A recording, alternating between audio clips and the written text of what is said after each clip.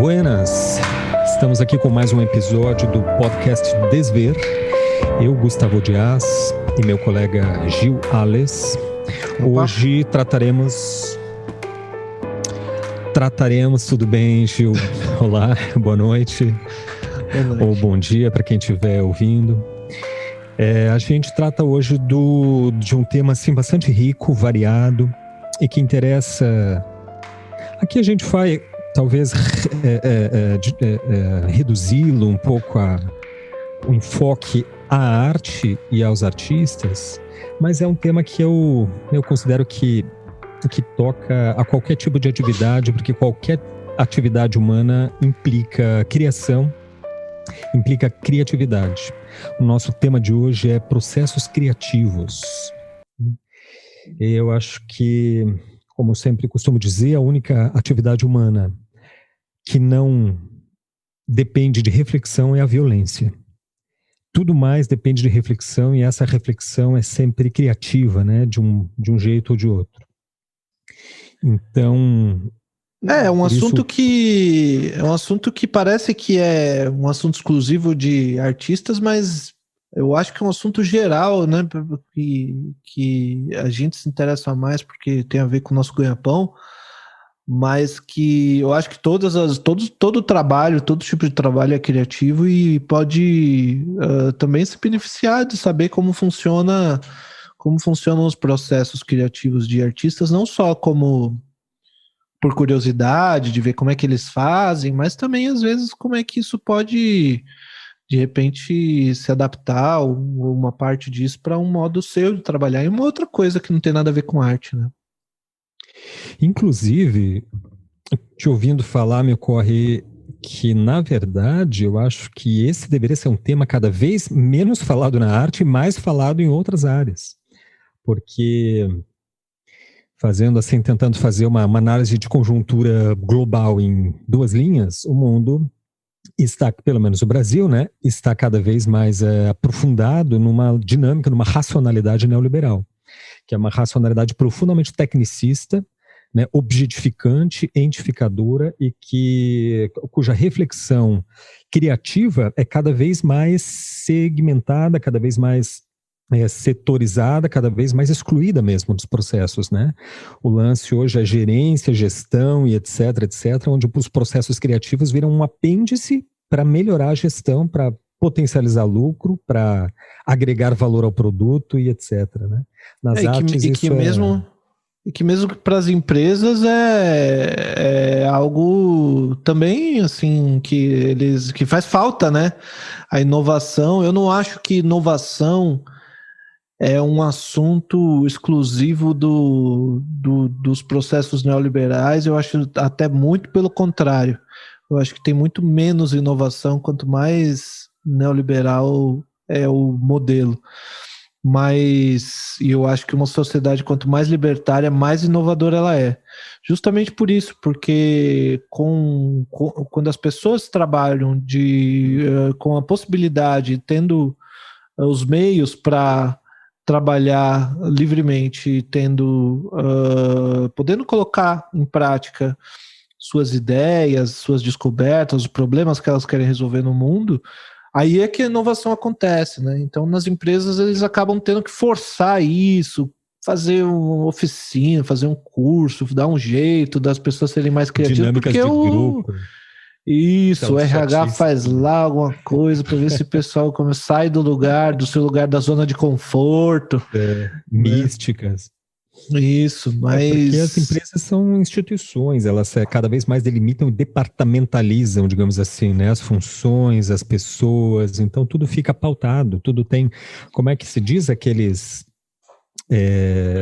scripts, né, de como falar, como agir, o que não fazer, como não agir, metas e etc. Então os processos criativos, acho que é um tema cada vez mais assim, deveria ser, né, cultivado e falado, e por isso a gente hoje vai abordar aqui. Para contextualizar um pouco, acho que é bom trazer essa figura histórica muito importante para os processos criativos que a gente conhece hoje, que é o Paul Valéry. Valéry é um escritor francês do século XIX, Poeta, foi um poeta assim, muito prestigiado na França. No período da Segunda Guerra, ele meio que, assim, na década de 40, foi quase que eleito poeta oficial da França. E ele tem membro da Academia Francesa de Letras, né, o que não é pouca coisa, e ele tem uma característica muito interessante, que ele foi convidado em 1837 a dar aulas no famoso Collège de France. Collège de France, onde deu aula Foucault, Lacan e etc., né? Um dos mais tradicionais centros de estudo da Europa, do mundo, e que existe até hoje, enfim. E em 37, ele deu, então, um curso que ele chamou de Lições de Poética. Né? Pela primeira vez, claro, essa palavra existe, digamos assim, no meio do pensamento literalmente há mais de 2000 anos. Né? A gente conhece a palavra já desde Aristóteles, cujo livro Poéticas, que eu vou falar logo mais, é muito importante para se entender e contextualizar o próprio pensamento do Valéry. Mas o que o Valéry faz é ressignificar o conceito de poética. Inclusive, ele o faz em contraposição ao conceito tradicional da palavra poética, né, que até então era um tema, um conceito comum, né, um significado comum. Ele altera esse sentido e cria essa disciplina que hoje é absolutamente difundida, especialmente no Brasil, em cursos de pós-graduação de poéticas visuais. É daí que vem esse termo, né, poéticas visuais, e que são, assim, seria uma disciplina que bastante complexa, iniciada lá com Valéry, que cada vez se complexifica e aumenta o seu escopo, mas que é de fundamental interesse para o artista, porque é justamente aquela parte do estudo, assim, epistemológica, que vai tratar dos processos de criação, de como se dá os trabalhos, quer dizer, para além das temáticas, para além da técnica, é o como operacionaliza-se esses dois campos, né? Porque é um campo muito, é um terreno muito, assim, movediço, quase que às vezes abstrato, né? Os processos de criação são normalmente intuitivos dos artistas. Como disciplinar isso, como pautar isso, né, de forma a constituir uma disciplina. Esse era o desafio do Paul Valéry. Essas lições de poética foram publicadas. Eu tenho aqui uma edição bastante recente da Einé Editora, que é uma editora que eu aconselho muito, inclusive. Ainé, né? A-Y-I-N-E. Se vocês tiverem interesse, entrem no site. Eles publicaram agora em 2020, de novo, as lições de poética, numa versão assim atualizada, inclusive com texto inédito do Valéry. E nessas lições de poética, ele tenta ali circunscrever o que seria o tema poéticas, né? Essa sua ressignificação, essa sua versão do tema poéticas, e ao mesmo tempo criar uma certa metodologia para que ele funcionasse como disciplina, então, no Collège de France, né? Isso a partir de 1837. Então a gente tem a sorte de ter essas lições que o Valéry deu, né? Que foram quase que taquigrafadas, né? O que a gente lê é exatamente a aula que ele deu lá no Collège de France, que normalmente eram aulas transcritas, né? Como o Michel Foucault tem também as transcrições. Bom, pois é, a gente talvez seria legal situar rapidamente o Aristóteles, Gil, para ficar completo. Sim, sim. É porque a obra poética do Aristóteles, caso alguém já não a conheça, acho que esse episódio do podcast já vai servir para isso, né? A dar a conhecer esse trabalho, porque o Aristóteles é, evidentemente, o maior pensador da antiguidade, isso é um dado, né? Marx considerava Aristóteles o maior pensador da antiguidade, isso é muito significativo. E o Aristóteles, ele não era só um filósofo, embora seja assim conhecido. O Aristóteles estudou todas as áreas do conhecimento até então disponíveis e criou outras tantas. Então, assim, ele é considerado um dos maiores biólogos já existentes. Ele estudou anatomia, ele realizou dissecações, no caso de macacos, porque não era proibida a dissecação humana na Grécia. e estudou assim, aritmética, filosofia, artes e etc., né? Constituiu uma biblioteca excepcional e o primeiro centro de pesquisa de ciência aplicada, que era o chamado de liceu. E aos alunos desse liceu ele preparava algumas aulas, algumas lições, dentre as quais uma lição que ele chamou poética. E dessa poética nos sobrou um trecho, um fragmento do livro, que é onde ele basicamente trata da construção da dramaturgia, né, do teatro épico. E isso serviu durante pelo menos 2000 anos como o grande manual de como se compor uma obra literária, digamos, da melhor maneira. Né? Isso ainda no conceito moderno de que há uma arte nobre, de que uma arte correta, uma arte bem feita, etc. Esse bem feito era segundo a pauta de Aristóteles, digamos assim.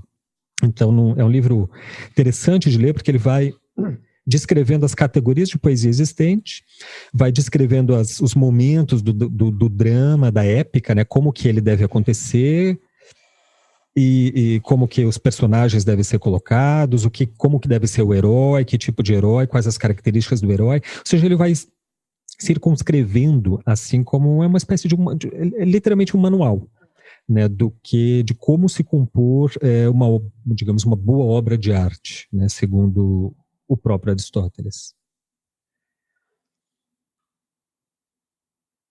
Bom, essa obra do Aristóteles, ela fica em vigência até pelo menos metade do século XIX, né? Quando aquelas regras do neoclassicismo, né, que na época dominava, era hegemônica na academia, em especial na academia francesa, começam a ser questionados, né, primeiro pelos pintores românticos, depois realistas, depois impressionistas, depois pós-impressionistas, até que vem o Cézanne, e aí a arte se reorganiza de tal modo que quase que assim invalida aquelas prescrições do Aristóteles, pelo menos nas artes visuais, né?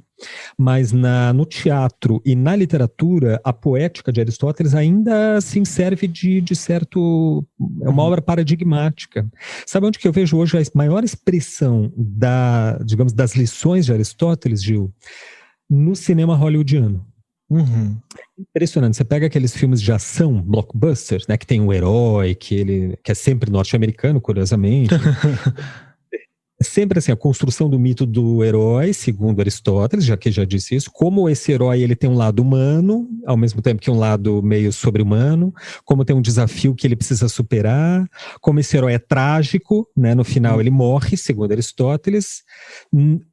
Hollywood não consegue fazer essa concessão, resistir a essa concessão e sempre deixa vivo o mocinho, né? Mas no mais ela segue assim toda a trajetória de Aristóteles porque funciona, né? Um dos conceitos, o Aristóteles tinha dois conceitos fundamentais que vai ser importante para a gente situar aqui os processos poéticos, que é ele acreditava que a arte era tecne, ou seja, era técnica, a arte era mimesis e a arte produzia catarse. Esses termos são meio estranhos, né? Porque todos são assim, soam como grego. Mas, em resumo, é simples, é fácil de entender, e daí eu concluo essa minha primeira intervenção, é que, assim, a arte como técnica quer dizer que ela não era mais como até então seu mestre Platão e os mestres de Platão, Sócrates, acreditavam, a arte não é uma inspiração divina. Até então se imaginava isso, né, que o poeta, que o artista era inspirado pelas musas. Até então, hoje. Até hoje, né? Até hoje, que isso. Quantas vezes, Gustavo, eu mostrei um trabalho para alguém, fiquei, sei lá, 2 meses, 3 meses fazendo um desenho, aquele desenho que eu olhei assim, olha, ficou bem feito, deu trabalho pra caramba. Aí o cara chega e fala, nossa, como você tem talento. Eu falo, meu amigo, o tempo isso que eu gastei dom. Nisso daqui, isso é dom. Eu falo, meu amigo, olha, eu fico ofendido.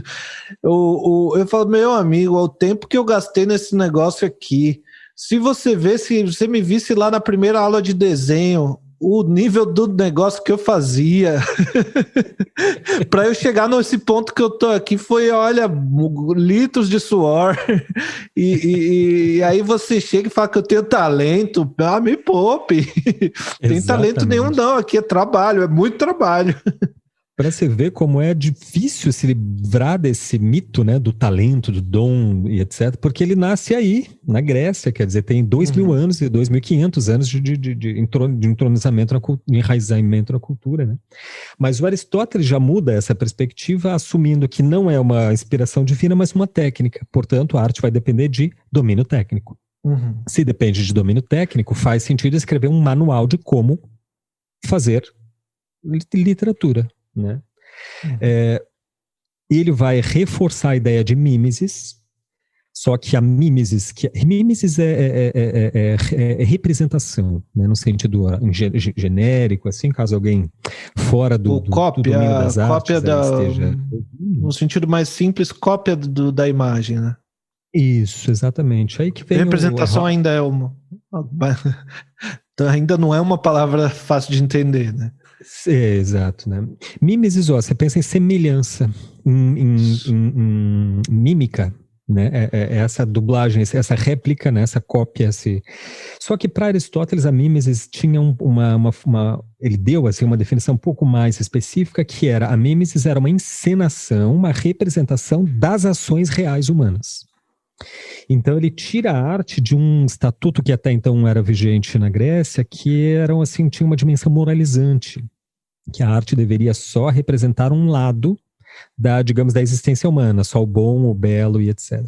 Se Aristóteles concebia a mimesis como encenação das ações humanas, portanto, estava incluída também a tragédia, a comédia, os vícios, né? As perversões humanas, não apenas a virtude. Então é um conceito de representação um pouco mais abrangente, que também vigorou durante 2 milênios ou mais. E por fim ele acreditava na catarse. Catarse é um fenômeno que, segundo Aristóteles, a partir do momento que você vê uma representação na qual você se identifica, e aquilo te comove, aquilo te toca de alguma forma, ela tem um efeito assim purgador, um efeito de purificação, né? O Aristóteles era médico também, filho de médicos, então acredita-se que ele teria dado a esse conceito de catarse um sentido de cura mesmo. Você vai no teatro, você assiste, você chora, se emociona, se identifica com o personagem, e através dos sucessos e insucessos do herói, você mesmo se cura de problemáticas, digamos assim, psíquicas que você tenha, né, fora do teatro. Isso vigorou até o resto, inclusive.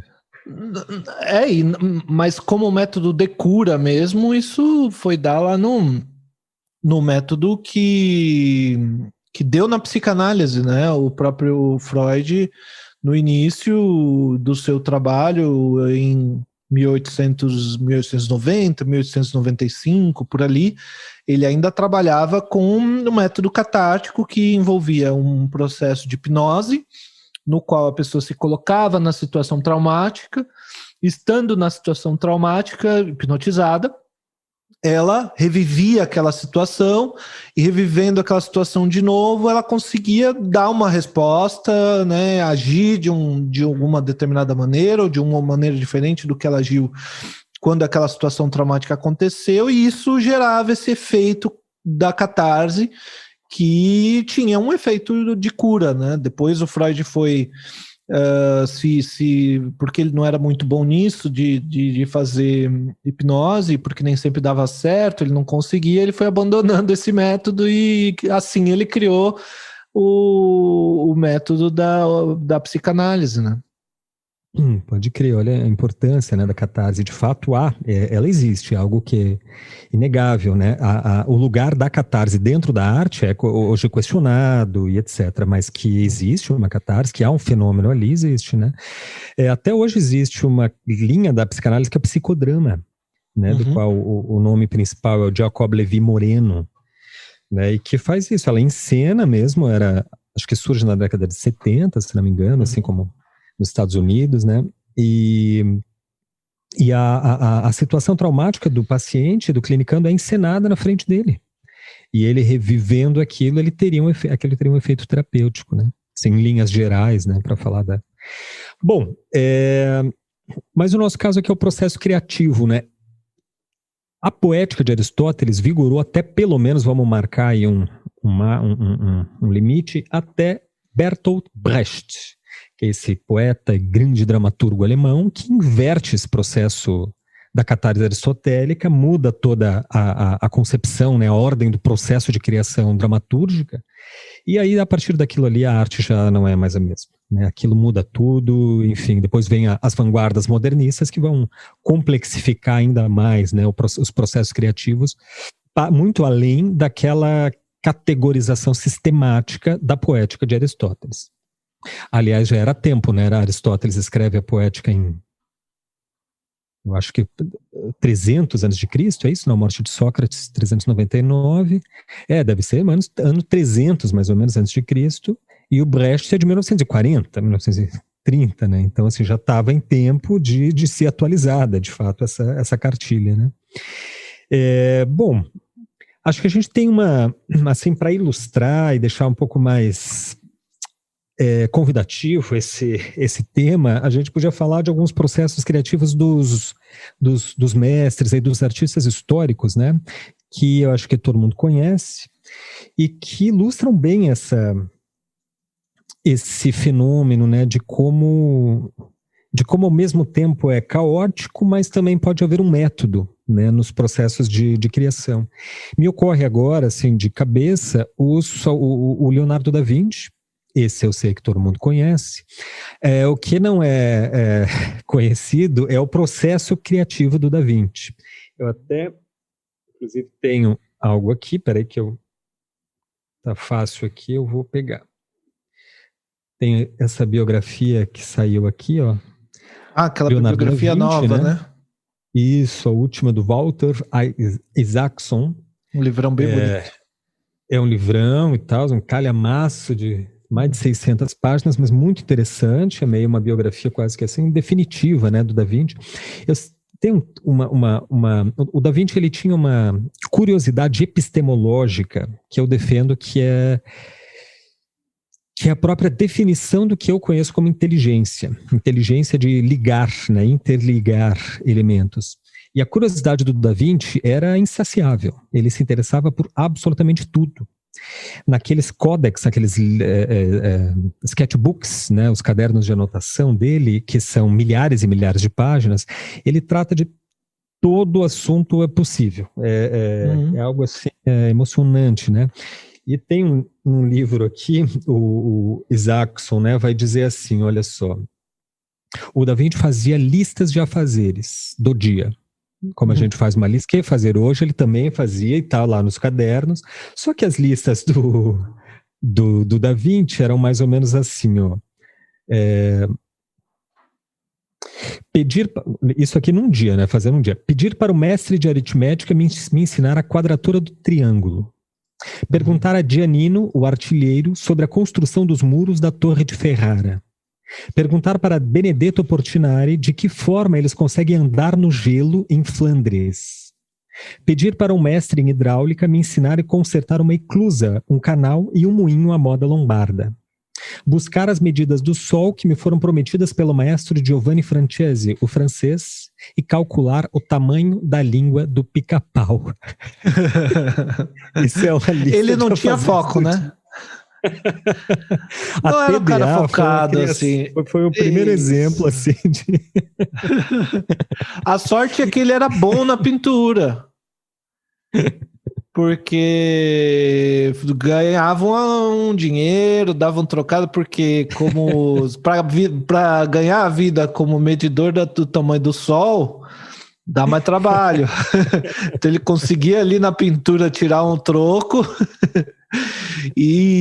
Mas assim, o que a gente sabe é que todas essas funções, esse conhecimento muito grande que o Leonardo não via, ele não via fronteira, né, no conhecimento. E tudo isso jogava para o trabalho dele como artista, né? Todas essas curiosidades, essa epistemofilia dele exagerada, né? Esse amor pelo saber exagerado, no final das contas impactava muito no seu trabalho como artista, né? Totalmente, né? O Freud tem uma tese famosa que é a de que o Da Vinci teria ele próprio se arrependido. Isso, na verdade, o próprio Da Vinci escreve, né? Mas o Freud recorta isso, né? E faz notar de que o Da Vinci teria se arrependido de ter ido tão pouco, se desviado tanto da arte e ido para outros conhecimentos, assim, se dispersado mesmo no saber. Uhum. Isso no final da vida, né? O Da Vinci já morre muito velho, né? Se não me engano, com 89 anos, que para a época era uma idade impressionante. Mas ele escreveu assim, e o Freud diz que isso custou-lhe, essa obsessão, essa epistemofilia, como você disse, é uma boa palavra, custou-lhe, assim, isso foi a custa de um alto custo de repressão sexual. Né? Reza a lenda que Da Vinci morreu virgem, né? Porque, né?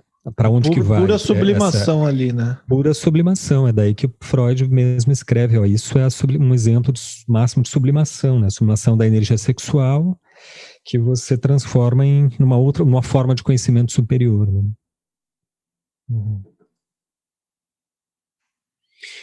Mas aqui eu cito o Leonardo porque me veio à cabeça, né? Teria muitos exemplos aí de figuras históricas e seus processos criativos, né?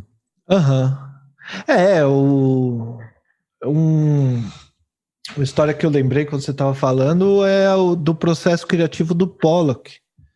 Uma vez uma professora estava contando para a gente como que funcionava o dripping, né? Ele então pegava a tinta e colocava num potinho e aí pegava ali com o pincel a tela no chão, né? E daí ele vai jogando aquela tinta ali e na tela ali no chão e tal, uma tela muito grande. Mas tem uma outra história de que o Pollock bebia muito, né? Era assim um cachaceiro mesmo. Inveterado. E daí a professora olhou assim, falou de uma teoria, mencionou uma teoria de que o Pollock, por fazer aquele trabalho gestual e tão espontâneo, e que ele pintava com o inconsciente, que pintava com a gente gosta de psicanálise. Eu olhei assim e falei, professora, eu sabia que ele bebia, mas não sabia que bebia tanto ao ponto de pintar inconsciente. Só assim mesmo para usar o inconsciente no caso do Pollock. Isso. Mas assim, um processo artístico que me interessa muito, e é até repetitivo falar, e é justamente falando de inconsciente, né? É o processo dos surrealistas, né? Porque eles realmente partiam de uma análise do inconsciente, então análise dos sonhos, análise daquilo que ocorria, enfim, de processos, formações do inconsciente, conforme eles podiam ser descobertos e notados por técnicas como a própria psicanálise, e faziam disso o tema do seu trabalho artístico, né? Então, um processo que começa numa busca interior, num processo de autoconhecimento, e que a partir daí vai para um trabalho rigoroso, né, de pintura, ou em outros casos até jogos também, né? Jogos que envolviam processo como escrita automática, enfim.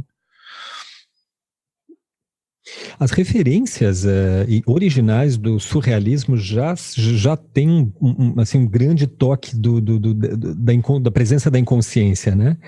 As referências do surrealismo remontam lá a Goya, que tem aqueles, especialmente suas gravuras da maturidade, né? Ali são expressões impressionantes dos monstros sombrios da inconsciência. Tem aquela gravura famosa dele, que é um artista que está assim, dormindo em cima do trabalho, ele estava pintando, escrevendo e dormiu em cima da mesa. E daí aparece ele dormindo e vários monstros, assim, umas formas meio de morcegos, corujas, enfim, pássaros, assim, assomando, né? E o nome da gravura está escrito na gravura: o sonho da razão produz monstros. El sueño de la razón produce monstros, né? Outra referência do surrealismo original, né, é o Cantos de Maldoror, do Conde Lautréamont, que é uma referência lá da metade do finalzinho do 19, né, do começo do 20, ou seja, alguns anos antes. Quem mais são referências aí do surrealismo? Esse Lautréamont e aquele outro poeta, o Guillaume Apollinaire, né, que também usa de metáforas onde ali há a presença de um certo quase automatismo. São metáforas muito diferentes, né, muito fora da racionalidade, né, lógica. E então o surrealismo ele é premiado pelo trânsito aí do inconsciente, né, desde a sua formação. Pois é, eu queria aproveitar para esse tema para comentar, para contar um pouco minha história, né? E comentando alguns processos criativos que eu aprendi. Eu sou uma pessoa um pouco sem foco também e já tive a oportunidade de trabalhar em vários tipos de linguagens assim artísticas. Então, dentro desse tema dos processos criativos, me parece que pode ser interessante para, enfim, esse lugar aí. Mas eu comecei a trabalhar 20 anos atrás como designer, né? E trabalho até hoje como designer de interação. E hoje eu trabalho num aplicativo que chama Singulo. Então é um produto que eu fiz o design todo dele, e é um aplicativo para ajudar as pessoas em questões assim de saúde mental. E o processo no design, um dos processos assim mais consolidados e tal, é um processo que a gente chama de duplo diamante, né? Porque ele tem uma forma assim que começa pequenininha e aí vai se ampliando, né? Fazendo uma borda assim do diamante, aí fecha e depois abre de novo e fecha de novo, como se fosse assim triângulos, né? Formando essa forma assim de duplo diamante. Onde você começa, então... Por quê? Você começa de um problema, né? Design, qual que é o problema? E você começa a abrir. E vai abrindo e analisando. Quero saber mais sobre esse problema aqui. Preciso ver como que esse problema acontece, como que as pessoas lidam com esse problema, como exatamente esse problema interfere na vida das pessoas, né? E daí você vai abrindo, aí chega uma hora que você tem que fechar. Aí você vai fechando e fazendo uma síntese. Tá bom, então disso tudo aqui que eu aprendi, eu vou procurar resolver esse problema aqui específico, né? E daí, uma vez que aí você fecha qual é o problema. O problema é este. A partir daí, você começa a abrir de novo o campo para fazer assim desenhos, fazer protótipos, fazer pensar ideias, fazer brainstorming, né? Testar coisas e nessa fase você vai abrindo, porque quanto mais ideias, melhor. Que é como é que eu vou resolver aquele problema. E até que chega um ponto em que abriu demais, você volta a fechar de novo, tá? Então, desse monte de ideia aqui que surgiu, eu acho que esta aqui parece ser boa, eu vou tentar detalhar melhor ela, resolver melhor ela, e aí você chega numa solução ali final, né? Então, formulando assim 4 palavras, tem uma primeira etapa de análise, que é de descobrir, né? Descobrir do que se trata aquilo. Uma segunda de síntese, que é definir, onde você chega numa solução específica, numa descrição bem específica, bem detalhada do problema. Daí uma outra etapa de análise que envolve desenvolver, onde então você vai pensar cada uma das formas de resolver aquele problema até chegar na melhor delas, e aí você vai para o final de síntese, que é entregar Onde começa tudo de novo, geralmente, né? Porque o trabalho nunca acaba. E a etapa essa que o Da Vinci nunca cumpria, né? Porque ele jamais entregou uma obra sequer. Pois tem... muitas vezes, bom, o design também é assim, né? A gente diz que o design você não termina, você para.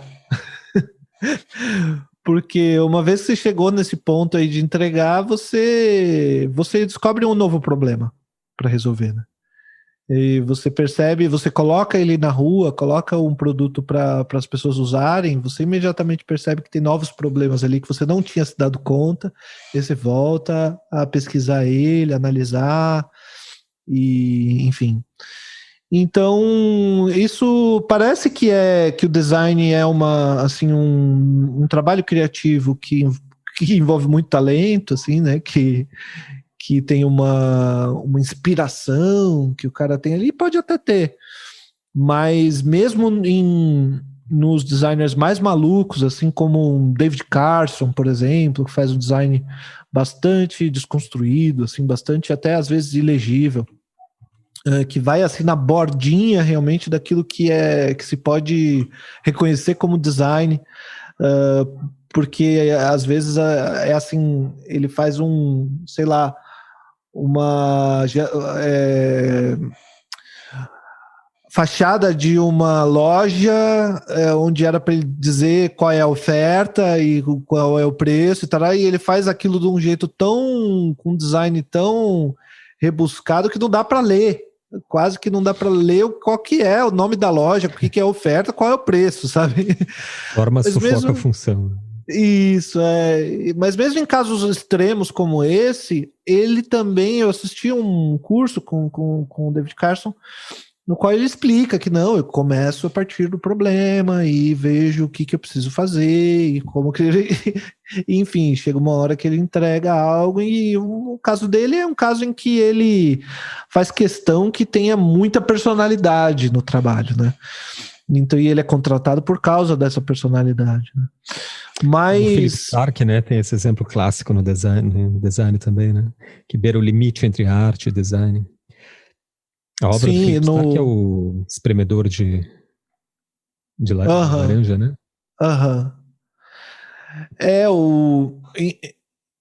Então, assim, são muitos casos em que o design, bom, na arte contemporânea, realmente o design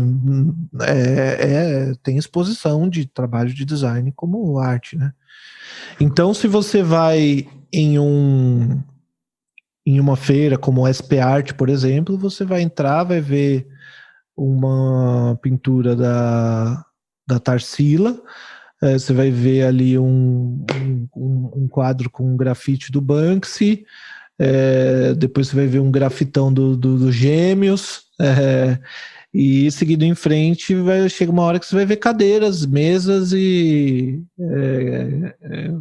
assim, não é que é aquela cadeira é para exposição, para o museu, não, para você botar na tua casa e usar, só que aquilo está numa feira de arte, porque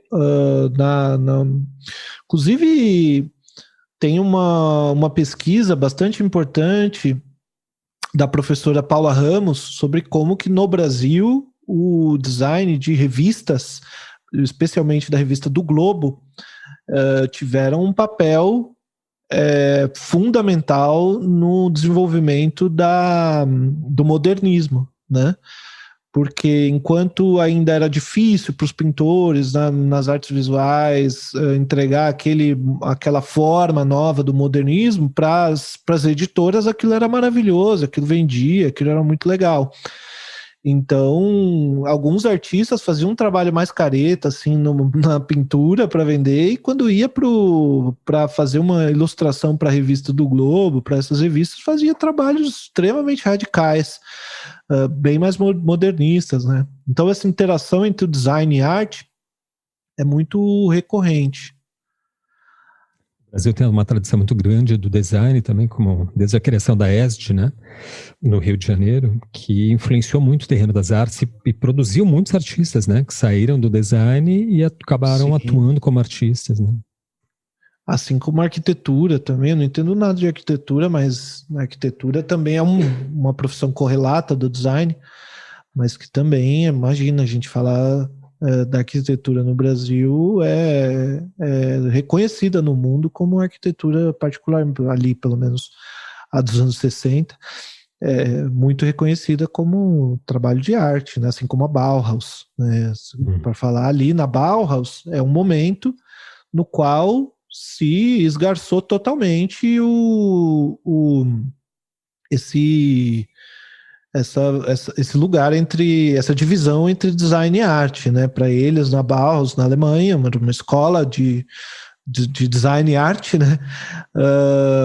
Para fazer um bully era fazer arte fazer arte para vender barato para o trabalhador, né? A Bauhaus hoje, qualquer coisa que tem cheiro de Bauhaus de longe é caríssimo. Você vai lá, sei lá, na Tokstok, você vê uma cadeirinha inspirada na Bauhaus e é caríssimo, caríssimo. Ou uma cadeira própria, uma cadeira Barcelona, uma poltrona Barcelona, por exemplo, uma poltrona que realmente foi, né, projetada por alguém da Bauhaus, você não compra por menos de 10 mil reais uma cadeira. Agora... Uma apropriação tristíssima, né? Porque na Bauhaus os fundadores eram todos socialistas. Todos socialistas e começar pelo pensamento. E o objetivo deles era isso, né? Brasília que foi feita por um socialista, né? Por um comunista ou por dois, teve essa triste destinação, né? De sediar o Estado burguês, digamos assim, né? Mas quem visita os apartamentos funcionais em Brasília, só você dar uma volta nas superquadras, que você entende que aquilo é para funcionar.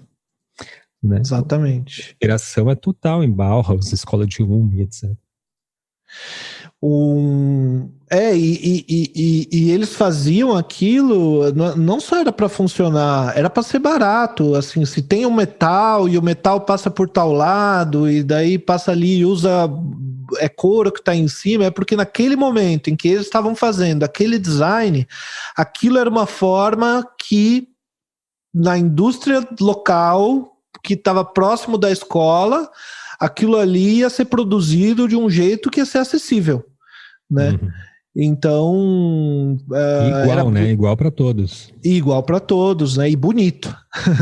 E bonito. Exatamente. Legal. E diferentão. Então, tudo isso fazia sentido, né? A gente tem uma outra referência para mim, o Dieter Rams, é um designer de uma marca de produtos assim que chama Braun, Braun, uma marca que existe até hoje, que faz, enfim, produtos de uso de consumo, mas ele tinha assim algumas ideias de processo de design que envolviam um trabalho que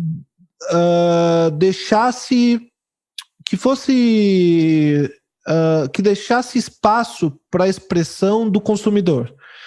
Então, você não deixa muito a cara do designer aparecer, faz ele bem limpinho, põe o mínimo de tralha para embelezar, e daí se o cara quiser meter ali e tá branco, tá tudo em branco no fundo, deixa branco, não mexe não. Se o cara quiser fazer um desenho ali atrás, se ele quer botar um adesivo, se ele quer personalizar, ele personaliza. E se ele vai botar na casa dele, aquilo não é um objeto que vai, sabe? E esse é o designer, o Dieter Rams, ele que inspirou o Johnny Ive, a maior inspiração de Johnny Ive, que é o designer da Apple. Então, a inspiração toda desse design super minimalista, limpinho, da Apple vem daí, né? Desse designer e se você procurar na internet Johnny Ive e Dieter Rams, você vai ver imagens incríveis de comparação de assim, radinho de pilha do Dieter Rams e aí do lado o primeiro iPod, e aí você olha igualzinho, mas assim, igualzinho.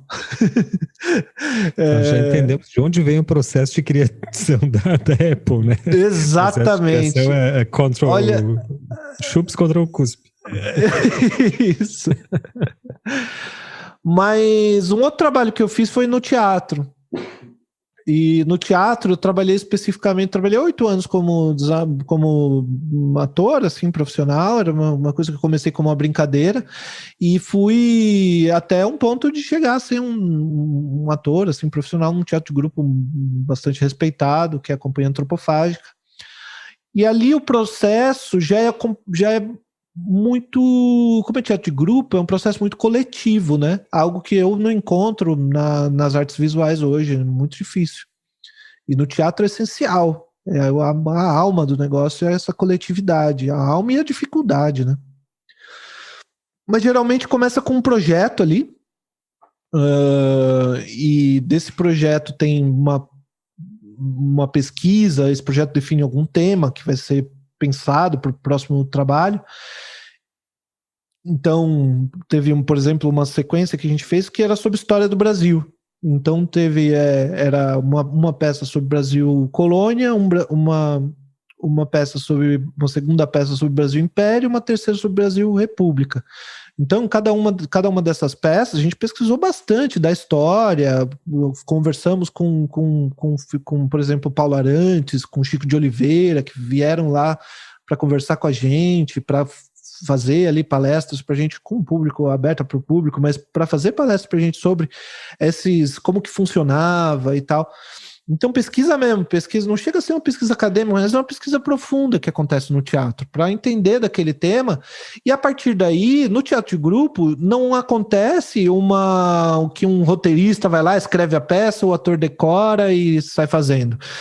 Em vez disso, estando imbuídos desse tema, estando estudando muito esse tema, a gente começa a improvisar.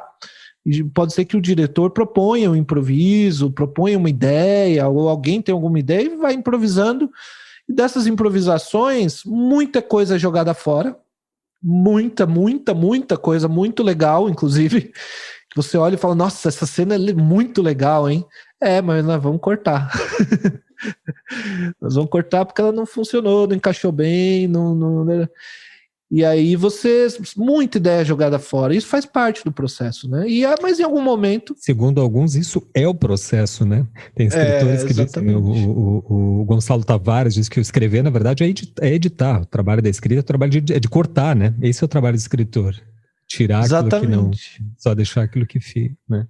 Mas ali, só porque o processo tem um tempo, geralmente, tem um tempo para entregar, chega um momento em que você tem que, assim como lá no processo do design, né? Você tem que entregar no final.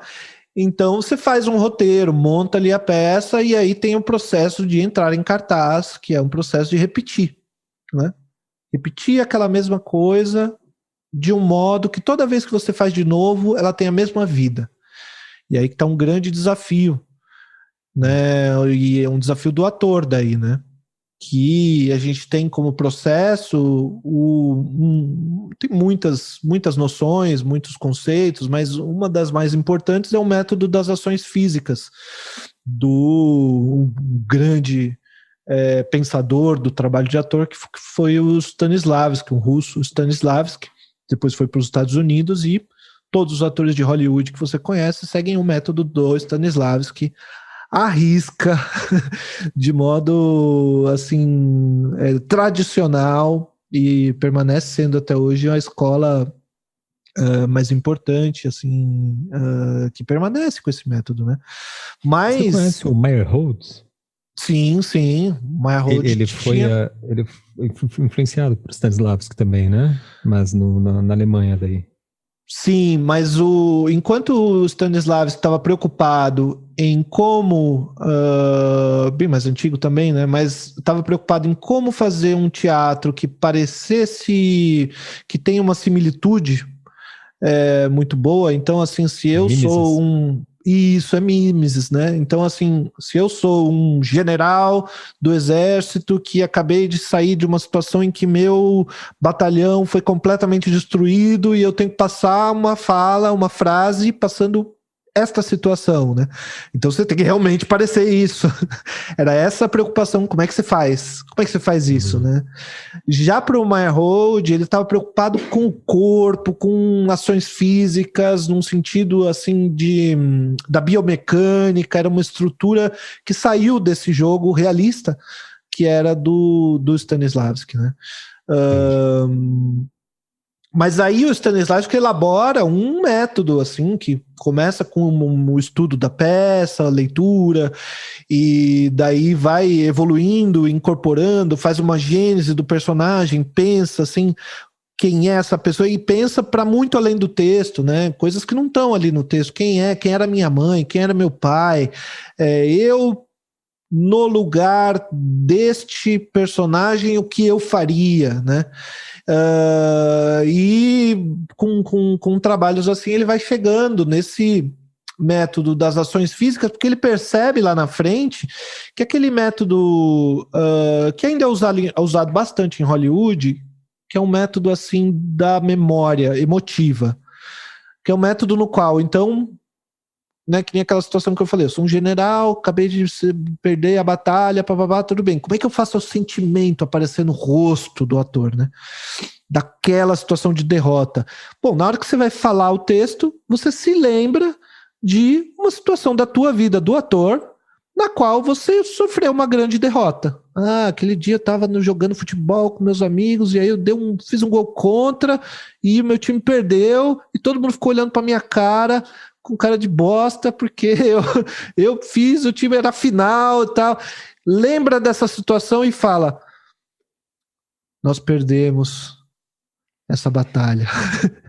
Pronto, é só lembrar. Só que o problema que ele descobriu foi que isso se desgasta, essa memória se desgasta. Então a primeira vez vai funcionar, por isso que é usado em Hollywood ainda. Porque é uma vez só na câmera ali, 2, 3. Agora no teatro, amigo, às vezes o cara precisa ficar 1 ano em cartaz. E para usar aquela mesma memória e ela funcionar, já não vai mais. Tem que ter feito muitos gols contra, né? Isso é. Então ele chega nesse método das ações físicas, onde ele percebe de modo muito preciso que quando o ator chega numa forma de atuar aquela cena, ele percebe que depois que ele chegou naquela emoção, ele percebe que, de repente, se ele simplesmente fazer a mesma partitura de ações físicas, a emoção vem. Então, quando você estava se lembrando do jogo de futebol, você olhou para baixo, para a esquerda, botou a mão assim na barriga e levantou a cabeça de repente para falar a frase. Então repete essas ações físicas, sem a memória. E aí ele percebe que o efeito é o mesmo. E aí isso fica como um método das ações físicas do Stanislavski, que é um processo, né? Um processo de como o ator constrói seu personagem, como o ator... Muito interessante, né? Muito interessante. Incrível como isso coloca o ator e o músico quase numa contraposição em relação ao artista visual, porque enquanto do ator se espera, assim, em termos gerais, né, se espera uma atuação que se replique, que seja sempre a mesma, né, sim, cada vez melhor, mas sempre com um único objetivo, e esse objetivo, uma vez alcançado, ele repete na próxima peça, que repete na próxima peça da temporada, e assim por diante. O músico, a mesma coisa, né, cada vez que ele interpreta a partitura absolutamente estrita, então é quase como se ele fosse assim requisitado a cumprir sempre a mesma coisa. O artista visual é o contrário. O escritor também, né? Ele é instado a não se repetir, justamente. Quando ele começa a se repetir, isso é um problema. Quer dizer, uma crise criativa ou é um blefe, né? O escritor, o poeta, a mesma coisa, né? Se ele é muito repetitivo. Para o artista visual especificamente, ainda isso é mais forte, porque a missão dele é chegar a um estilo. Quando ele chega num estilo, a missão dele é desconstruir esse estilo. E assim vai ou seja, ele procura nunca se repetir, né? Como esse processo de criação é o oposto no teatro, né? Engraçado. Mas sim, mas o ator sempre falha nisso, né? O ator nunca consegue fazer a mesma... A gente que é do teatro, a gente sabe isso muito bem. Assim, quando eu estava me formando como ator, eu via todas as peças 1000 vezes. E eu ia todas as peças ali dos grupos que me interessavam, né? Mas a gente que é do teatro mesmo, a gente não vai lá na peça e, já vi, igual um filme, já vi, não vou mais. Não, essa peça é boa, a gente vai ver todas as apresentações dessa peça. Quando eu teve, assim, algumas peças que eu me lembro que eu vi assim 5, 6, 10 vezes assim. E aí a gente percebe que o ator ele não consegue repetir do mesmo jeito, mesmo um ator muito rigoroso, muito. Tem dia que você sai da peça e fala, hoje estava ruim, né? Hoje estava ruim. E é a mesma peça, com os mesmos atores, com a mesma luz, a mesma música, tudo igualzinho, o mesmo roteiro, tudo, mas hoje estava ruim. Aquele outro dia que foi bom. Porque é outro. Ninguém se banha duas vezes no mesmo rio, né? Sim. Você, numa repetição, você é outro já, né? Já que disse justamente a frase, acho que foi o Beckett, né? Errar de novo, errar melhor. Ele sempre vai errar, né? O objetivo, então, é errar melhor, pelo menos. Né? E, por outro lado, você mencionou da música. Eu tenho daí um trabalho com música e um trabalho com escrita criativa, né? Não vou chamar de literatura, mas escrita criativa. No qual, na composição, meu pai, minha família toda é uma família de músicos, na verdade, né? E meu pai era regente de coral, enfim, toda a minha família é de músicos, então a música é assim, uma coisa muito natural para mim. Eu sempre fiz composições, assim, mas nos últimos anos é que eu resolvi, já tô fora do teatro, olha, daqui a pouco vai fazer 10 anos que eu larguei o teatro. Mas na música eu passei a estudar bastante processos de produção musical, composição. E o que me parece interessante, nesse caso, enquanto no design, no teatro parece ter uma certa organização, na música você tem uma frase... eu não me lembro quem que disse, era um pianista importante brasileiro, que eu ouvi que ele diz assim, que você só tem na composição, você só tem liberdade na primeira nota. Porque a segunda nota já está fazendo referência à primeira. Uhum. E tem que fazer algum sentido com a primeira. E a terceira tem que fazer sentido com a primeira e com a segunda, né? Então a tua liberdade, no desenho também é similar, assim, você tem liberdade no primeiro traço. Primeiro risco, se você está fazendo, sei lá, um retrato de alguém, o primeiro risco você pode fazer o que você quiser. Uhum. Todos os outros, não. Mas na música, você pode, eu acho que, começar por qualquer lugar. Você pode começar com uma letra, você pode começar com uma melodia que você acordou com ela na cabeça, você pode começar com uma harmonia, ali um conjunto de acordes, gostou daquele conjunto. Você pode começar com uma batida. A última música que eu produzi, para quem quiser procurar, pode procurar no YouTube ou no Spotify, Diáspora Interna. Essa música é uma música que eu comecei com o beat. Eu tava assim e tal, e aí eu comecei a tucatscutaga, tucatscutaga, tucatscutaga, tucatscutaga, tucatscutaga. Era exatamente isso. Eu gravei no celular esse beat, exatamente assim, que nem eu fiz aqui. Gravei isso, e aí a partir dali eu falei, como é que eu faço esse beat aqui no computador? Quais instrumentos eu vou usar? Que acorde que fica legal com isso? E aí lá, depois de uma sequência de acordes e tal, tava funcionando, e aí eu pensei uma melodia, não deu certo, pensei outra, até que eu cheguei numa melodia legal, e aí eu pedi pra Flávia escrever uma letra, botou a letra, até que chegou. Mas pode começar por qualquer lugar, né? Já na escrita criativa, tem, para mim, como eu estou escrevendo um romance de ficção especulativa, né? Como a gente chama de ficção especulativa em vez de chamar que se chamava antigamente ficção científica. Mas ficção especulativa, fantasia, é um livro que se passa no futuro, enfim, numa situação na qual depois de uma situação na qual se instaurou um governo fascista evangélico. Esse governo se instalou, e aí depois ele foi derrotado, e aí a situação que permaneceu depois é uma situação na qual meio que ninguém pode ser cristão.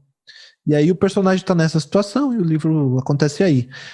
Já vi isso em algum lugar, não me lembro onde, um estado totalitário evangélico. Pois é, e eu fico assim estarrecido. As pessoas que sabem dessa história que eu estou escrevendo, elas me comentam, elas falam: olha aqui, Gilberto, tá acontecendo. Porque eu comecei a escrever, eu acho que foi 2016 ou 17 esse livro. E eu tô demorando demais. Então, era para mim uma situação ali que eu imaginei. Mas agora eu tenho que escrever logo antes que tenha que escrever como livro de história, né? Mas na escrita criativa... Vai ser difícil superar a realidade brasileira, viu? Pois é, então. Por mais que use de fantasia e criatividade, no Brasil é difícil superar o que acontece na política. Sim. Mas o que me interessa nessa história é o dia depois da queda do regime totalitário, né? Caiu o regime. E agora? Como que é essa sociedade? É um exercício de imaginação política, assim. Que, enfim, é bem interessante. Mas para mim, o único jeito que eu consigo escrever é com muito pensamento anterior à primeira letra. Antes da primeira letra do primeiro capítulo, eu fiquei 2 anos trabalhando na estrutura. Só na estrutura. Qual é o tema? Como funciona esse mundo que eu estou criando? O que tem nele? Como que é os modos de produção ali dele? Porque é um outro mundo que eu estou inventando. Então, como é que as pessoas se relacionam? Como elas se transportam? Então, eu pesquiso muito novas tecnologias. Então, assim, quando você está pensando no futuro, é muito simples. Você pensa uma tecnologia que já existe, mas que ainda não está distribuída. Então, hoje existe carro voador? Já existe. Tem drones ali, eu pesquisei, eu tenho uns 4 ou 5 aqui na minha pesquisa, 4 ou 5 carros voadores que estão prontos. Só que ainda é protótipo, só existe para 1 ou 2 pessoas. Se imaginar isso para todo mundo, acabou. Está pronto o teu futuro. Então, se você multiplica isso e vai olhando para biologia, enfim, para todas as coisas que nos cercam no mundo, dá para construir um mundo bem legal, assim, futurista, né? Mas eu passei, então, um tempão pensando personagem por personagem, como que eles pensam, quais são os dramas deles internos, como que é a vida deles, a história deles, de vida, e pensando numa estruturinha, assim, né, uma apresentação ali dos personagens, uma resposta, daí uma situação já de conflito, onde eles precisam sair daquela situação que foi colocada, e uma resolução. Depois que eu pensei a estrutura toda, eu comecei a escrever. Então é um processo completamente diferente daquele da música, daquele do teatro, né? E completamente diferente do processo de pintura que eu faço hoje. Estou começando agora, né? Ainda bem começando, estou me aventurando numa outra linguagem de pintura. E que é um processo já, enfim, que eu nem entendo muito, nem tenho muito como explicar. Pode escrever. Você sabe que eu tenho uma peça publicada, não sei se eu te falei isso. Eu escrevi uma peça em 2000 não? Que eu te falei, até tem que te dar um exemplar, então, uma peça em 2009. Aí ganhou um prêmio lá, foi publicada pela Fundação Cultural de Curitiba, que eu morava em Curitiba na época, né? E é uma peça interessante, assim, e você estava comentando sobre o teu processo criativo, eu lembrei de que essa peça me surgiu quando eu estava na praia, ou seja, um evento raríssimo, uma das 5 vezes que eu fui para a praia na vida. E assim, eu lembro perfeitamente, porque na praia me veio assim uma imagem e um som. Era um som, eu acho, inspirado um pouco assim num batuque. Tem uma versão da Maria Bethânia que ela faz de um canto. É uma música, na verdade, do Toquinho e do Vinícius, só que é um ponto, assim, um ponto de Umbanda. E começa com uma nota, assim, uma nota de viola muito forte. E aqui eu estava na praia e me veio aquela nota e uma imagem de uma canoa e pronto. A partir daí, essa foi a liberdade. Esse foi o momento. A primeira nota. Depois, exatamente. Eu, por algum motivo que eu não lembro mais agora o porquê, né? Eu escolhi falar sobre Adão e Eva, Caim, etc. O nome da peça chama Caim. E aí Caim tinha que fazer essa canoa, e aí pronto, né? Se ele, já estava a história ali, um início de uma estrutura, né? Na época eu aproveitei uma brecha na Bíblia, que é aquela brecha clássica, né? De que só tinha Adão e Eva, que geraram Caim e Abel, Caim matou Abel, então temos um problema, né? Porque quem gerou a humanidade? Em algum momento o incesto vai ter que acontecer. E daí a partir disso eu fui desenvolvendo desse argumento e dessa imagem, né, que me veio, que era uma canoa e um som, eu fui desenvolvendo a peça e tal. Enfim, mas eu só escrevi isso em teatro, né? Depois até tenho esboços assim de outras peças, um tempo que eu me interessei muito por dramaturgia, que eu lia muito teatro, mas hoje eu sou desenhista de fato, né, artista visual e escritor. E eles têm tanto a produção plástica minha é muito diferente da produção na escrita.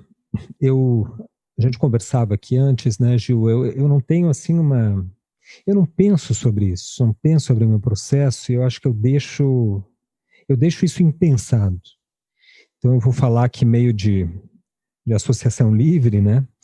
Justamente acho que para não ter, talvez eu não pense nisso, para não fazer nenhum tipo de correr o risco de fazer um etapismo, né, que depois eu venha a repetir, né, que eu não quero criar um método que seja sempre igual. Mas se eu, para pelo menos falar aqui, expressar aqui no podcast, na escrita acontece assim, eu tenho ao longo do dia reflexões, a gente está sempre refletindo, né? Todas as pessoas estão sempre refletindo, mas tem algumas reflexões que me parecem assim, que merecem, digamos, ter uma expressão, ficar no tempo. Então eu anoto, ou gravo no celular, tenho assim muitos arquivos, inclusive essa semana perdi mais de 100 áudios no celular. Nossa! Que eu fiz uma limpeza e foi tudo aquilo. E nesses áudios é assim, às vezes é uma frase, às vezes é uma palavra, às vezes é um pensamento, um conceito, que depois, quando eu vou escrever, eu sento, pego isso e vou ali transformando, né? Vou desenvolvendo aquele fragmento ali, e normalmente sai um poema e etc, né? Esse método dos fragmentos é um método como processo, é como em outros lugares também, né? Me lembrou uma história do guitarrista do Metallica, ele perdeu o celular, e aí alguém encontrou o celular dele, e abriu e tinha não sei quantos mil riffs de guitarra. Que é justamente a coisa pela qual ele é conhecido, de fazer bons riffs de guitarra. Mas assim, eu tinha milhares. Então aí, de novo, aquela história, né? Nossa, o cara tem um talento para fazer riff. Não, amigo, tem 1000 riffs de guitarra ali, que ele... todo dia me ocorreu um riff aqui, ele vai lá, grava. Lá um dia ele cata um negócio, desenvolve, né? Mas você ia falando, a partir desses fragmentos... É que parece um talento, porque daí a pessoa tem uma inspiração, né? E ela teve várias inspirações. Só que até você ter aquele momento de inspiração, é que nem o famoso Eureka do Arquimedes, né? Parece que a forma que a história é contada, né? Que ele entrou na banheira e se deu conta de um sistema para medir o peso do ouro e etc. Quando ele diz Eureka, até ele chegar nesse Eureka, foram muito tempo de trabalho, de elaboração mental, de raciocínio, né? Daí chega um momento que aquilo faz um sentido, vira uma chave, daí é o momento da Eureka.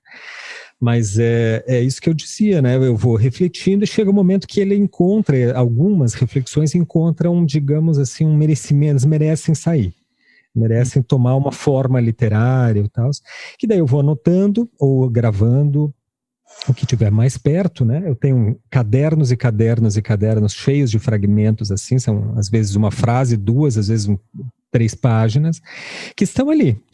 Na verdade, eu tenho uma caixa onde eu fui contar, tem 70 sketchbooks cheios de escrita. Nossa. Isso desde a adolescência, né, e tal. Muito provavelmente eu jamais vou abrir essa caixa e transcrever tudo isso, até porque continuamente eu aqui em cima da minha bancada eu tenho 70 cadernos.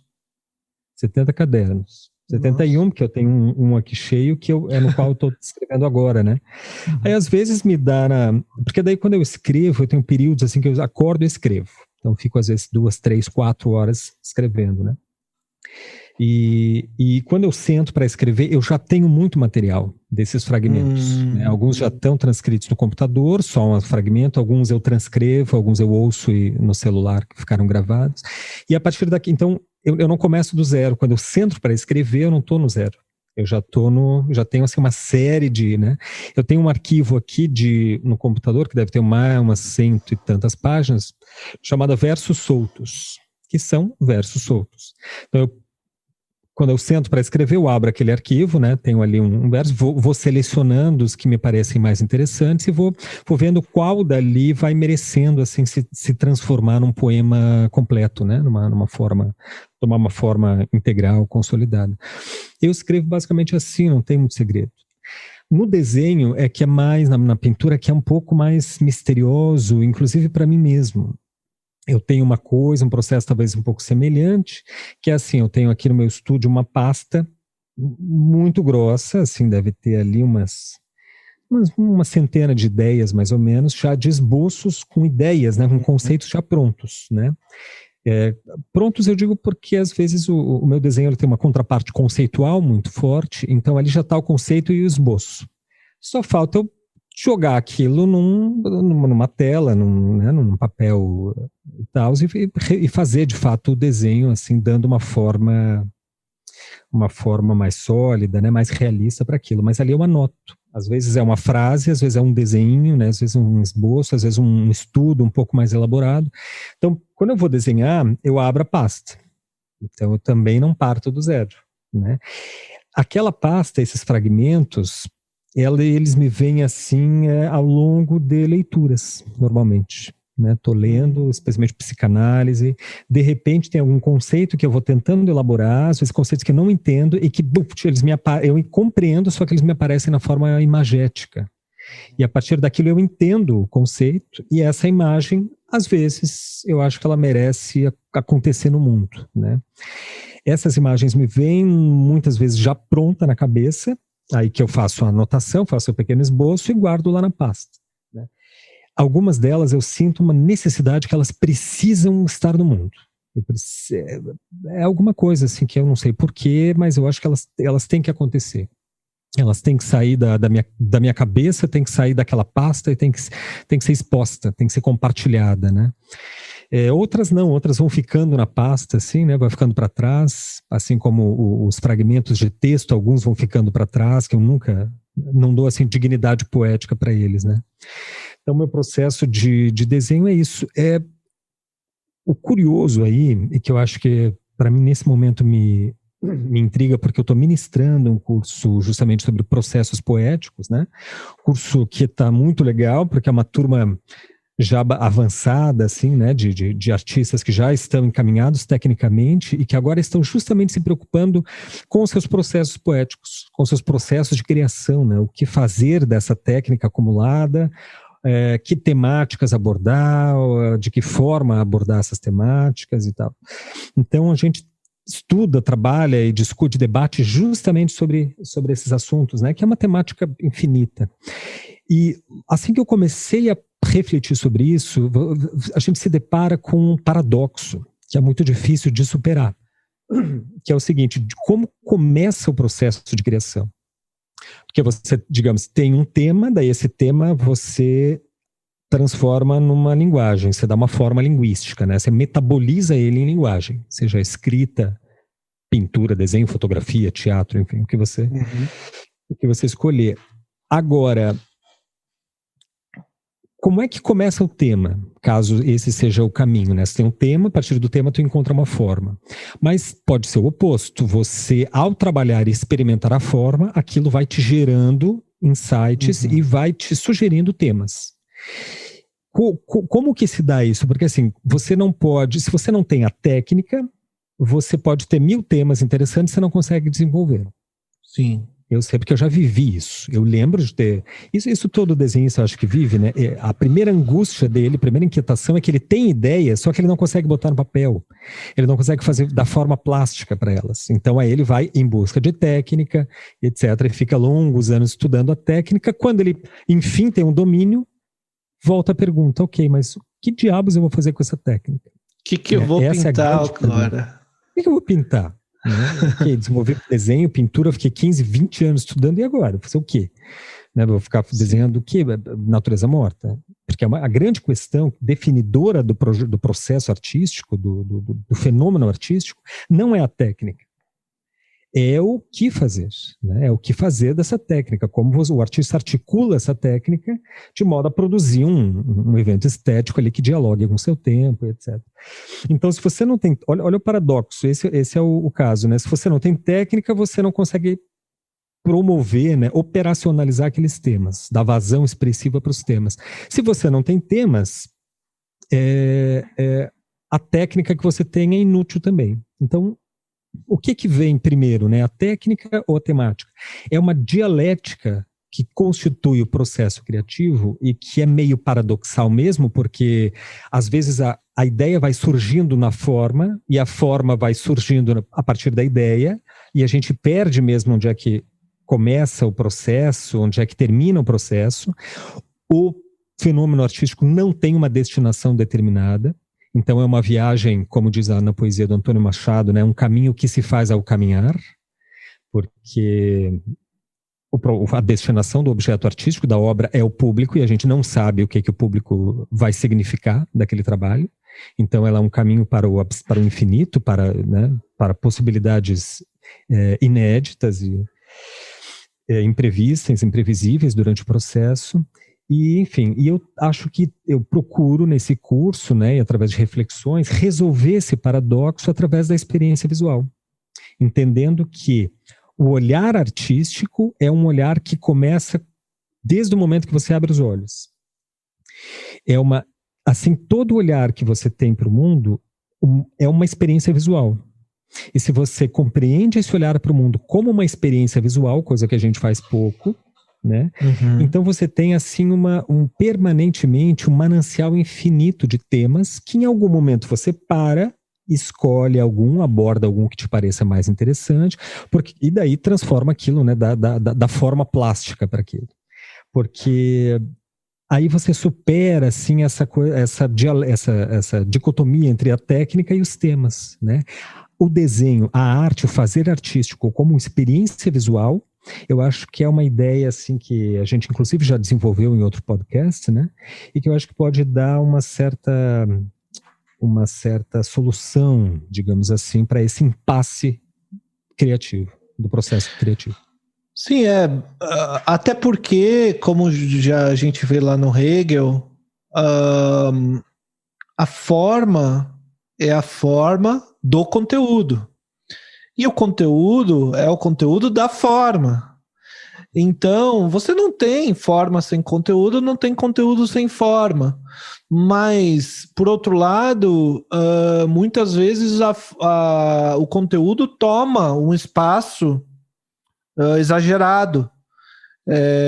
E as pessoas param de... E quando isso acontece na arte é horroroso, né? Você fica uma repetição daquela mesma forma ad náusea. Claro também, né? Às vezes a técnica se sobrepuja sobre o conteúdo. Também, né? Isso, E muitas vezes o conteúdo toma uma direção, mas às vezes o conteúdo é de menos. Às vezes o conteúdo é algo singelo, ou é algo que já está dado. Algo que já está dado. Por exemplo, um trabalho que toca, como sei lá, do Maxwell Alexandre, da Aventura Profana, de tantos outros artistas, que fala sobre racismo, ou sobre homofobia, sobre transfobia, sobre esses assuntos, isso é um assunto que está dado. Não é um assunto que o teu trabalho, eu nunca ouvi falar que tinha racismo, agora que eu vi teu trabalho é que eu descobri. Não, isso já está dado. O cara negro da periferia, que vai ver teu trabalho de artista negro, ele sabe o que é racismo, ele não precisa que você explique para ele. Eu estou falando isso aqui porque eu já fui em peça de grupo, de esquerda, que você vai lá ver o cara e o cara tá explicando pro trabalhador o que é a opressão que o trabalhador vive, e o trabalhador olha aquilo e fala: meu amigo, eu saí, olha, 5 horas da manhã para ir de ônibus apertado, tomei bronca do chefe para ganhar salário mínimo, tô aqui assistindo a peças para você me explicar qual que é meu sofrimento. Eu sei o que é, meu amigo, melhor do que você. Você é artista, eu sou peão aqui. Então, às vezes o conteúdo está dado. Agora, a forma é que não. E na forma é que pode ter essa imaginação poética ou essa imaginação política, onde a gente vê, por exemplo, um exemplo do trabalho do Augusto Boal no teatro, onde ali o teatro do oprimido, né, as questões políticas estavam dadas. Ali tem gente que não sabe ler, né, trabalhando junto com Paulo Freire na educação de adultos. Então, a opressão do pobre, isso está dado. Agora, como é que a gente trabalha isso formalmente no teatro? Aí ele elaborou teatro jornal. Vamos pegar o jornal aqui, vamos ler a manchete do dia e recortar, né? O processo bem assim, do teatro jornal. Eu fiz um trabalho, recorta essa manchete, pega uma outra manchete, recorta aquela, agora um ator lê a manchete, o outro lê, aí discute, pronto, teatro jornal, teatro fórum. Não, vamos pegar aqui, vamos sentar, você é o juiz, você é o promotor, você é o advogado, o que a gente está julgando? Estamos julgando essa situação aqui, que é uma situação real, concreta, que aqueles trabalhadores estão vivendo. Agora vamos fazer o teatro. Então, você é advogado, como é que você defende? Tarará, e eles vão... Isso é uma questão formal. Teatro de guerrilha também, no caso do Boal. Sim, então ele foi fazer essas experimentações de jogos teatrais que foram criando um outro jeito de pensar. Aquele mesmo problema que as pessoas já sabiam que elas viviam, né? Então, às vezes, a questão não está tanto no conteúdo. Mas uma coisa que eu acho que eu fiquei pensando... Enquanto você descrevia seu processo e pensando, refletindo aqui, a gente está refletindo junto, né, sobre nosso processo. Essas coisas que eu falei aqui de processo também, eu nunca tinha pensado na vida, parado para pensar, assim. Mas, porque realmente o processo não é uma questão, eu acho que tão central, assim, né? A gente já tem tanta coisa que fazer com a produção, com o final, né? Que a gente não pensa no processo, você só vai. Né? Lá na frente você se dá conta, né? Meu processo, agora eu percebi que meu processo geralmente tem sido esse, né? É retroativo a percepção. Mas uma coisa que eu acho que fica como lição é que é muito improdutivo o trabalho do artista. Em todos esses lugares, no teatro, até no design, na música, na escrita, é muito improdutivo porque você joga muita coisa fora. E essas coisas que você está fazendo, poxa, imagina, você tem 70 cadernos escritos de poesia. Tá lá. E isso não virou obra, né? Tem, sabe? E é muita coisa que a gente faz que não vira nada. E é isso mesmo, não vai virar nada. Tá certo, é assim que faz. Então, assim, por outro lado, a gente volta lá para o início da conversa, né? Que a gente estava falando sobre o neoliberalismo e como essa gestão, a gestão do trabalho efetivo, produtivo e massacra um pouco justamente a criatividade, né? No qual você, ao mesmo tempo, as empresas precisam de funcionários criativos, porque para resolver problema, seja que problema for, você precisa de criatividade. E eles massacram a criatividade do cara, porque se ele levanta para tomar uma água, ele já tem alguém olhando feio. Isso massacra a criatividade da pessoa, porque para ser criativo você precisa ser improdutivo. Você precisa de espaço, você precisa parar para pensar, você precisa de reflexão. Você precisa... tempo completamente fora de qualquer padrão, né, de horário de expediente. Isso, então assim, se eu fosse, assim, quando você tenta ser, para mim, critério de produtividade na arte é quantas coisas você jogou fora essa semana. Eu joguei 200 desenhos fora essa semana, no lixo. Rasguei tudo, joguei no... Bom, foi uma semana bem produtiva. Produtiva. Excelente critério, pode crer. Porque é muito diferente assim de cozinhar, né, Gil?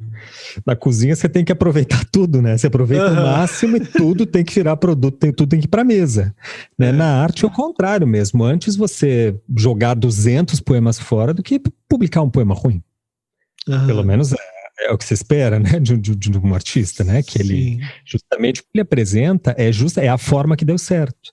Ou seja, a forma que veste aquele tema de modo a fazer com que o tema apareça, né, o que E que envolve difícil, sempre um risco, uma né? grande problemática, né?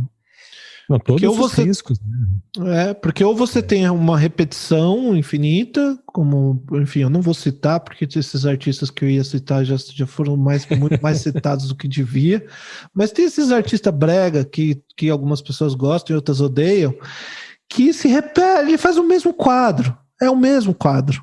Ele põe ali a carinha de outra pessoa, mas é o mesmo quadro que ele tá fazendo 1000 vezes, porque deu certo, e ele não quer arriscar mudar aquilo, ele ou ela, né? E agora, na música acontece, na literatura. Sim, você tem aquela forma ali que se estabeleceu e que se repete, né?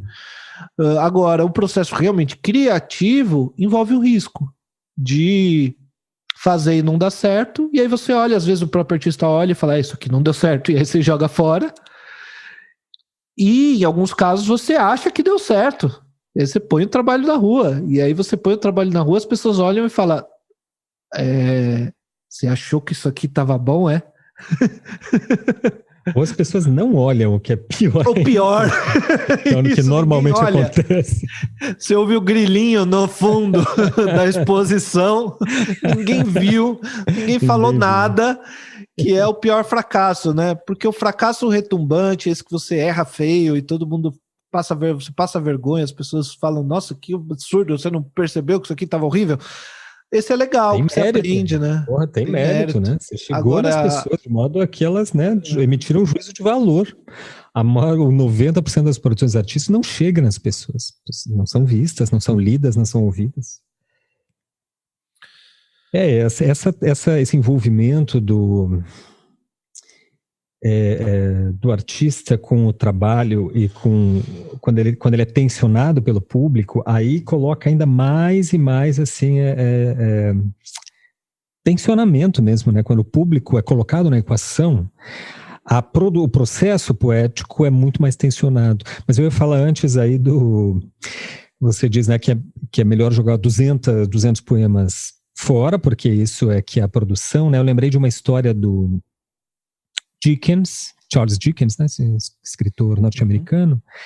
Um dia ele estava capinando, assim, com uma enxada no quintal de casa, daí passou o vizinho e disse assim, ô vizinho, trabalhando? Daí o Charles Dickens diz, não, tô descansando. E o vizinho achou estranho, né? Aí outro dia passou, tava o Dickens na cadeira de balanço, assim, na frente de casa, né? Daí o vizinho, vizinho, descansando? Daí o Dickens, não, trabalhando.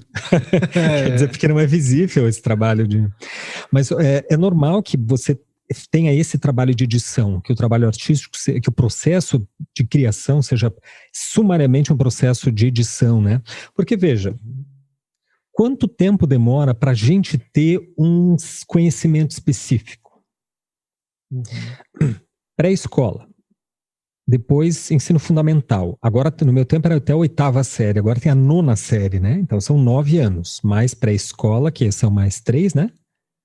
Já deu 12 anos. Aí tu entra no segundo grau, primeiro, segundo, terceirão. Então, deu 2, 13, 14, 15 anos. Aí faz faculdade, mais 4, 19 anos.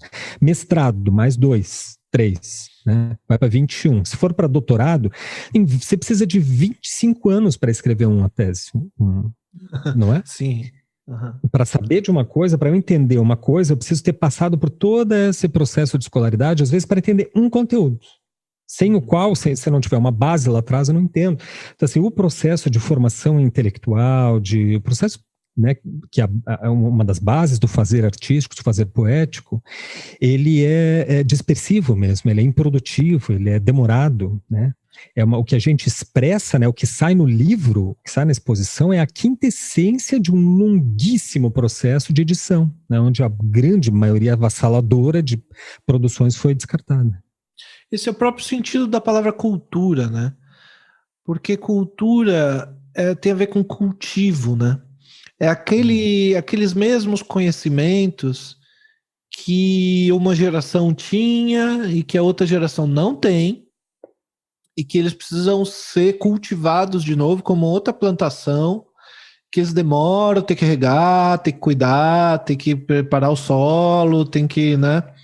Até que chega a colheita. E em cada geração, tudo aquilo precisa ser cultivado de novo. E de novo, e algumas coisas se perdem para sempre, né? Línguas inteiras se perdem e já era. Extremamente frágil. Eu costumo usar a imagem da corrida de revezamento, aquela que você passa o bastão, né?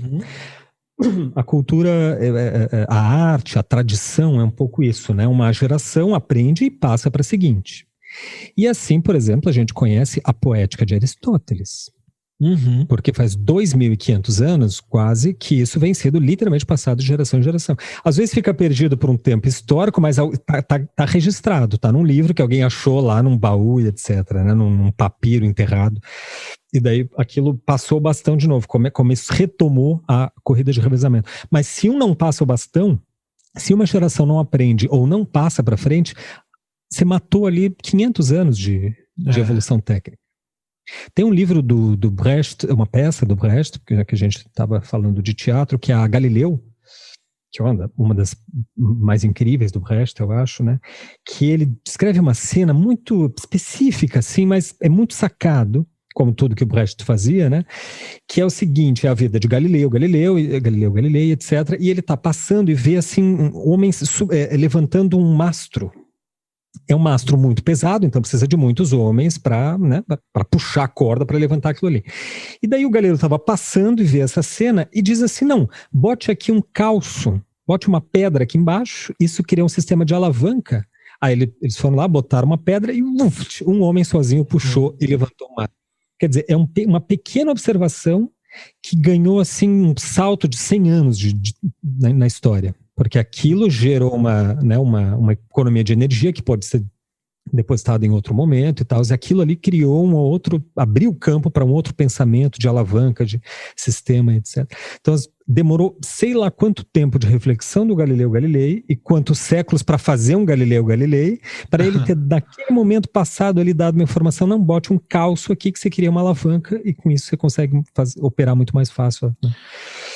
Os avanços técnicos são muito frágeis. Né? E essa relação entre tradição e inovação, né? Ou tradição e criação, que as duas coisas andam totalmente juntas, assim. A gente, só os fascistas lá do futurismo, que pensavam em destruir toda a tradição para fazer o novo. Que porra de novo que vai fazer destruindo tudo? Vai fazer novo nenhum destruindo tudo, assim como um outro pessoal que pensa no neoliberalismo, que pensa também o novo a partir da destruição do Estado, destruição do bem-estar social inteiro, e para liberar a criatividade do empreendedor. A criatividade do empreendedor depende totalmente da cultura. Sabe, quando a gente vai no Instituto Goethe, a gente ouve deles lá. Pô, o que tá fazendo aqui? Tô no Brasil, sei lá onde. Por que tem um Instituto Goethe aqui? Eles explicam para você, não, é porque a cultura alemã precisa estar em todos os países, precisa estar em todos os lugares, precisam ser fomentadas, pessoas precisam conhecer a cultura alemã, porque disso saem negócios. Porque disso sai a valorização da cultura, aumenta meu PIB. Entendeu? E aí no Brasil a gente parece que cultura é porcaria, parece que cultura é coisa de vagabundo. E quando é o contrário, é dessa tradição cultural que a gente é capaz de criar justamente as grandes novidades, e para isso precisa, como disse um velho barbudo, para a pessoa criar a história, ela precisa comer, e precisa beber, precisa ter um teto para dormir. E se ela não tem essas coisas, não existe criatividade que consiga dar esse salto, porque não tem os meios. Né? O que a pessoa consegue é correr atrás da sobrevivência. Infelizmente, no Brasil, a gente teve No Brasil, a gente tem um azar de ser historicamente governado por anormais. Né? e que sempre acreditaram, que hoje consolidaram uma opinião geral de que artista é intelectual, sociólogo é vagabundo. Né? Nós tivemos um ex-ministro da Educação, que eu não vou citar o nome porque ele não merece, né? Ele tem que entrar pro lixo da história, que diz que, até acho que eu já citei isso aqui, né? Disse que ele não precisa de sociólogo, não precisa de filósofo, de antropólogo, ele precisa de dentista, advogado, médico, engenheiro. Isso o ministro da Educação falou, né? Um ex-ministro. Ou seja, primeiro que é uma contradição em termos, porque ele defende, na verdade, não que seja proibido a filosofia, é pior.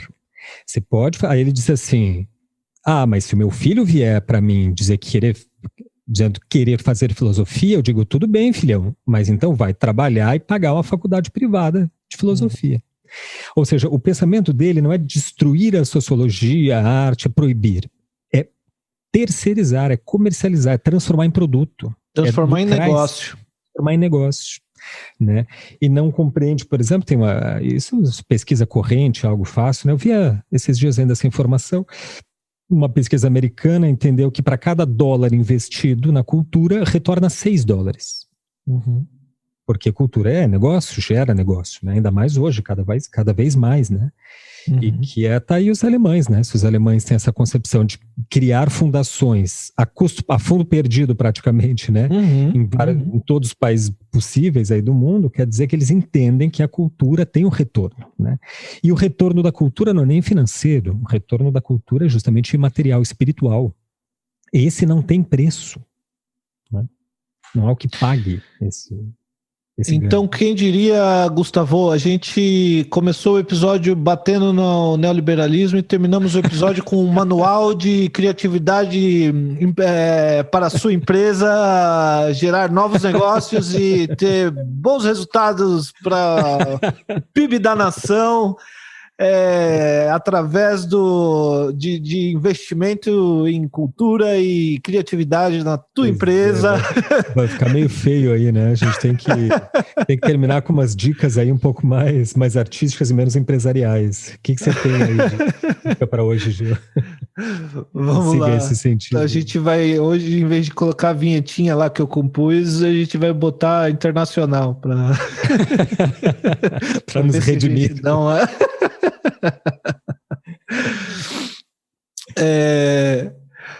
Dicas para encerrar o programa. Minha dica hoje é um livro da Flávia Leal, que a gente teve aqui lançando seu livro de poesia. Ela está lançando um outro livro. E esse livro é um resultado do trabalho de mestrado dela, da pesquisa de mestrado dela, uma pesquisa assim que foi nos arquivos, que foi, enfim, uma pesquisa com um material bastante rico sobre a Escolinha de Artes da URGS, da Universidade Federal do Rio Grande do Sul. Essa escolinha de artes enfim, ela estuda um período de 51 anos dessa escola, entre 1960 e 2011, e está saindo o livro pela editora Apris. Essa escolinha foi assim um movimento internacional assim muito importante, fez parte desse movimento internacional muito importante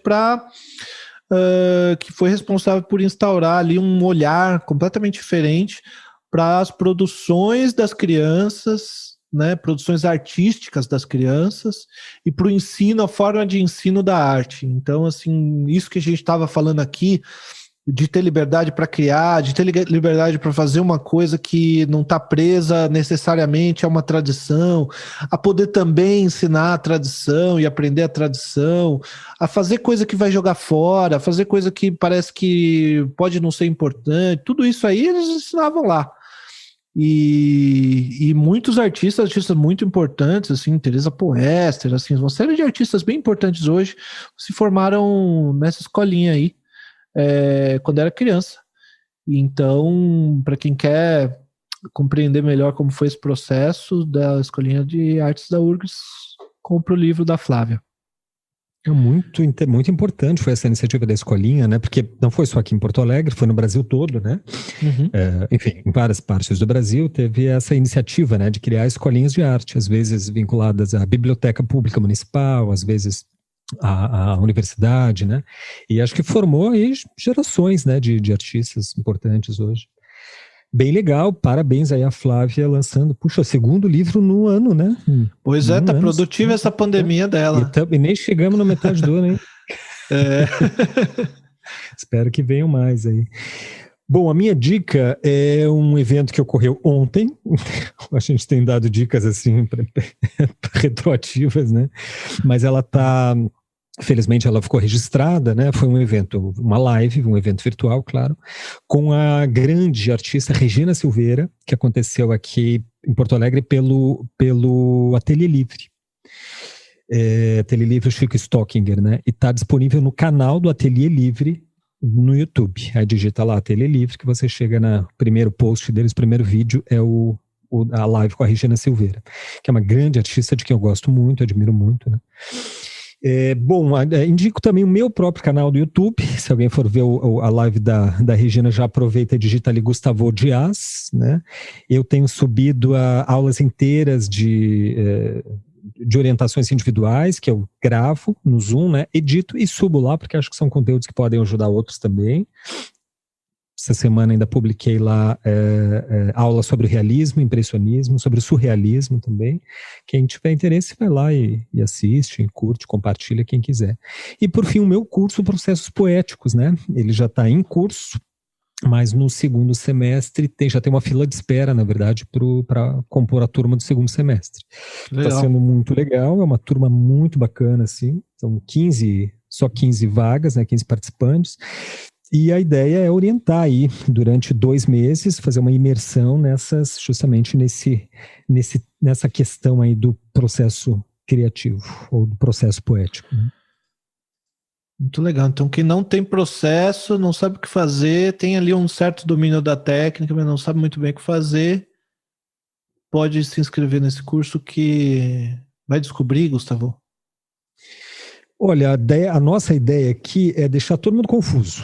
É que saia todo mundo com questões em abertas, todas elas, mais possível, porque daí justamente a partir dessas questões ele construi o próprio caminho, né?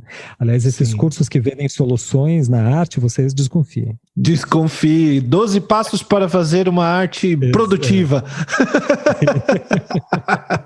Pior aqueles, como ganhar dinheiro. Aumente. Isso. Como vender seu trabalho por R$5.000 em apenas.